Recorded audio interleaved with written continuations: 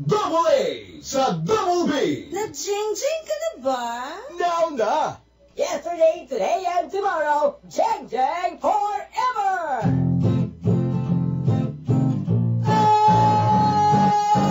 Ay, meron! Pero sino? Mga... Ayan na naman. Ayan ka naman, kaya lang pakanta. Sakit sa lalaki. Meron, may concert! Oy, February 13, ha? Oh. Concert ng circus band, New Minstrels, kasama po ako. Ayan. Pero bago yan... Kia Theater. Saan? Kia? Kia Theater. Ayan.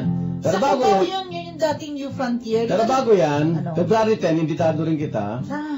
Concert ng Ikan Foundation. Apa. Duets Oh. sa SM Sky Dome. Apa. Alas 3 ng hapon yan. Ha? Saan ang SM Skydome? Sa SM North EDSA yan. SM Pag North. tumadaan ka, nakikita mo may parang Sky Dome. Yun. Ganda rin doon ha. First time mo pupunta eh. Sino naman ang kakanta dyan sa Duets. Ayan. Duet po ni Dingdong Abansado at Jessa Zaragoza.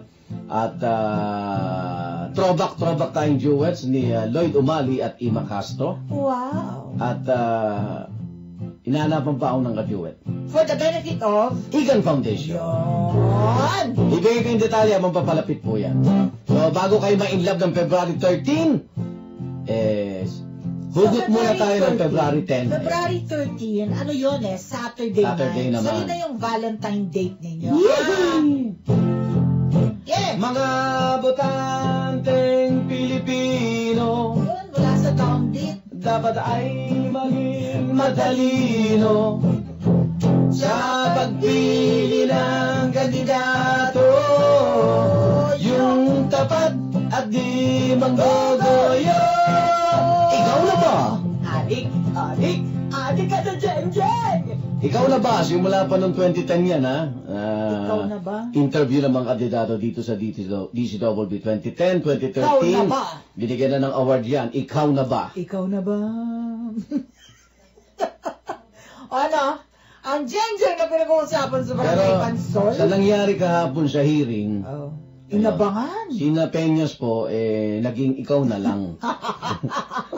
parang iniwan na siya ng lahat, no? Inuyog eh. Oh, ikaw na lang. Inuyog talaga yung mama eh. Oh, No? pero at least naninindigan siya. Tama yun. Hindi ka na makikilos ng walang utos yung nakakataas sa'yo. Mga uniforme yan lang eh, di ba? Oh. O ito no, ang sabi ng iba.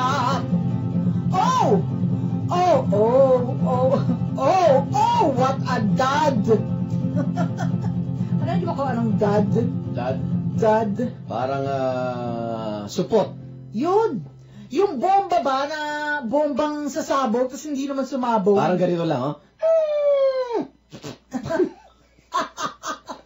Yung supot. Flapsina eh, no? Kasi talagang inabangan mo talaga kasi may bagong ebidensya daw, di ba? May bagong pasabog. Nangyari kahapon. My God! Yun. Tapos, ito si Ning Faravelo. My God, I've been 70 years. Yan. My God. Hindi naman daw siya dad.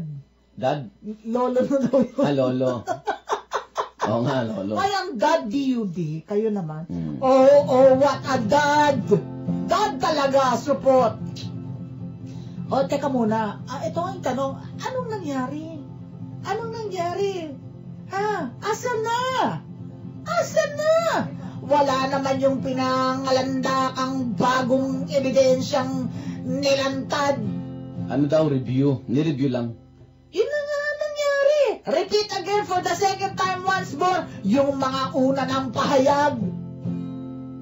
All the president's men, pansin mo, pati si Secretary Jojo Choa. Ano to? Salita ba? Hindi. Nadaanan ng camera, di ba? Hmm. All the president's men. Para sa kanya. Ang nakita ko si Jojo Ochoa nung kiniliti siya ni Senadora Cynthia Villar. Talaga? Nagpipitian? Parang ginano sa likod, nagulat. Tinusok yung tagiliran. Alam mo, huy! Ay! All the president's men! Abay, para kay Pinoy, panay pa rin ang salag.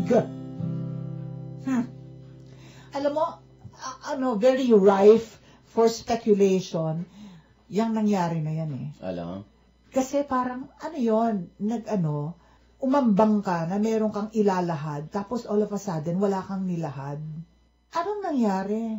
Diba? Baka meron naman. Yun ba, ginamit mo lang leverage? Yun ang iisipin ng iba eh. Revenge. Leverage, yung meron kang kailangan, tas ginamit mo na O, meron akong pinanghahawakan. Baka pinaalala lang sa mga nakakalimot na. Kung sino siya. Hindi, lumitaw kasi doon eh, talagang, kung sa, dalawa yan, ipit na ipit ang Pangulong Noynoy doon eh. Teka mo ha, pinagtatanggol siya ng kaalyado niya na wala siyang alam. O, di ba mas nakakalungkot yun? Na wala siyang alam. Presidente ka, wala kang alam. Oh. At yung iba naman, may alam siya pero hindi siya direkta na nag-utos daw.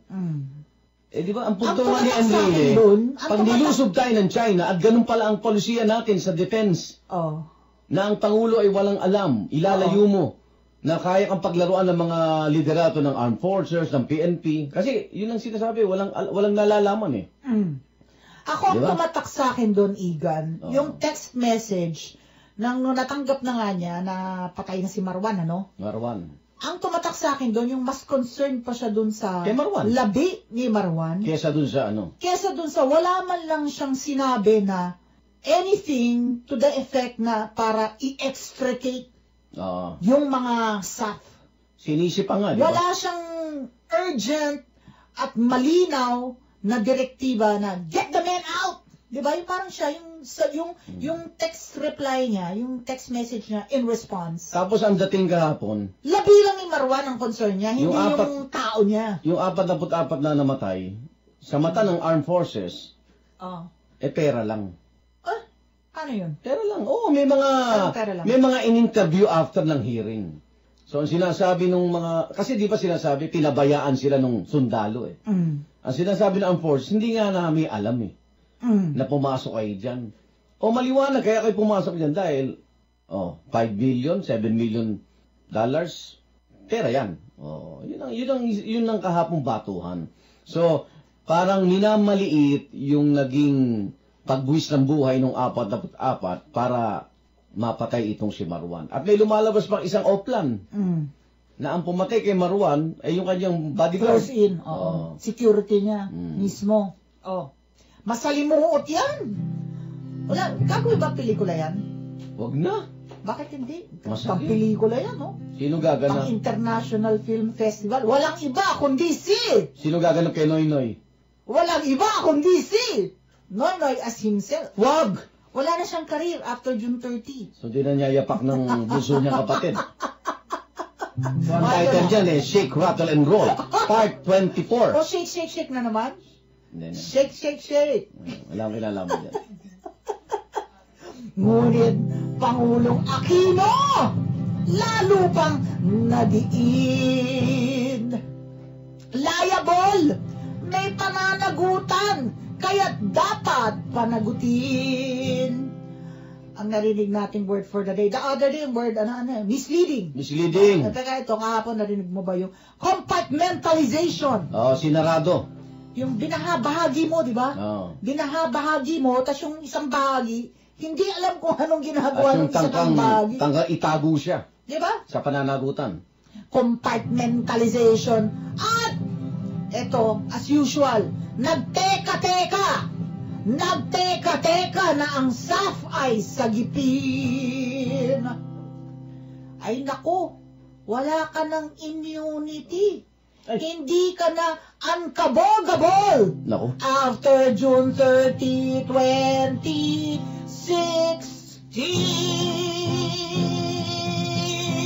Nako po. Hindi to po totoong may ginagawang tarpaulin sa veterans na welcome ha. Wala. Hindi po totoo yun. Haba pa ho yan. Tarp? Tarp po. Welcome. Hindi billboard? Actually, hindi na nga binago eh. Yung tarpaulin na nung panahon ni Era, yung welcome former president.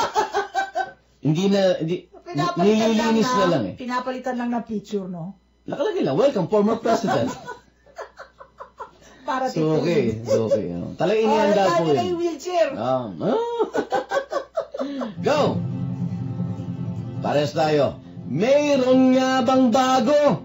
Shush! Sa muling pagdinig ng Mama Sapano. Shush! Sabi ng iba, replay lang. Buti naman, at di natin nakakalimutan, di ba pag sinabi mo replay, natatandaan mo yung mga dati ng impormasyon, Ako masaya ako doon eh. Oo nga, Pag sinabi ng tao, review. play lang yan. Ba? Talagang Review. hindi nyo nakakalimutan. Masarap na po. Maraming salamat. Mayroon bang kapabayaan? Si Noy ay walang alam. Pero malinaw na malinaw bayan. Ang pagkamatay ng 44 na sap habang buhay niyang siya'y di tatantanan. Okay. Sinabi naman ng Pangulo yan. Sabi ni Lucy Tolentino ng Sampaloc, Manila, ang bago para sa kanya sa mga isiniwalat ni Aquino ay ang detalyadong exchanges of text messages between Aquino and Purisima. Ay, lumabas na po yun. Na noong unang hearing ay hindi lumabas dahil binura nila. Hindi, lumabas po yun. Pero ngayon detalyadong... mas detalyado lang. Tama si Lucy, baka mas detalyado lang. Oo. Kahit nga iba eh. Ang abogado, no? Kaya mga, nalaman nila madaling araw sa true text. Oo. Bakit hapon na sila umaksyon? Diba? Yun lumitaw dun eh. Ito yung ano... Mahirap daw yung lugar. Yung sa military, it was only late afternoon na nakuha na daw nila yung kompletong impormasyon. Diba? Yung, alam mo talaga yung ano, yung coordinates, yung lateral, longitude, yung ganun position ng enemy, position ng sundalo.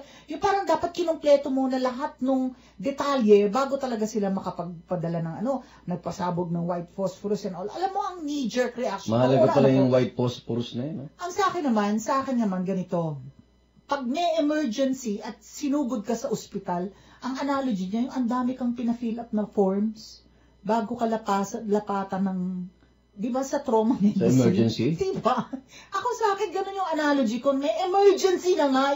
Yun yung nawala eh. Para sa akin ewan ko lang kung mali ako, kung tama ako. Yung emergency, ganun ka-urgent yung sitwasyon. Tapos ang dami mong, hindi sila gumalaw hanggat, according to kailangan naman kasi tanungin. It was late afternoon nung nakuha na nila yung, nakumpleto na nila yung impormasyon na kailangan nila. Di baka naman ka sa emergency, kailangan tanong ka bago ka gamutin. Kahit na emergency pa. Di ba? Meron siguro mga base ko na may allergy ka ba sa penicillin? Meron ka bang, di ba, yung meron kang may gamot na allergy ka? Ano mo, meron ka bang history? Kasi lalo na yung dugo, linisin muna. Sa emergency? Kasi minsan may saksak ka sa isang bahagi ng katawan mo, nahawakan mo, napunta ka sa may muka, may dugo sa muka, Yun yung mga narinig ko kahapon na tumatango ako. Yung wala yung sense ng urgency. Nagsisihan, Leng. Kung, naging matagumpay na nakaligtas yung 44, tignan mo sitwasyon naman. Nako, Diyos ko, ang Pangulo, kinabukasan may medalya yung 44. Hindi aatin sa opening ng Mitsubishi yan. Mitsubishi na naman. Alam mo, ayoko masyadong magsalita tungkol dito sa mga ganyan na mga warfare. Bakit? Kasi pikon ako dun sa mga, all of a sudden, eksperto. Ako hindi ako magpapanggap na eksperto. Yung mga tawag dyan, armchair general. Yung mga nakaupo lang sa mga armchair all of a sudden, 5-star technical, no? Kaya yung nagmamarunong, ang galing nating lahat. Kapon nga eh. Ang galing lahat natin in hindsight, di ba? May available na the chopper.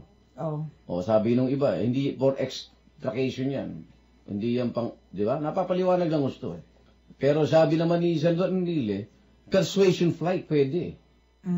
Di ba? Yung may lumipad lang na sabihin lang ng rebelde, naku, ito na andyan na yung mga... Tapos niratrato, binazuka Hindi na. Ayoko magpanggap na may basuka. Bazuka, bubble gum. Mga botanteng Pilipino, dapat ay maging matalino sa pagpili ng kandidato. Yung tapat at hindi manggogoyo.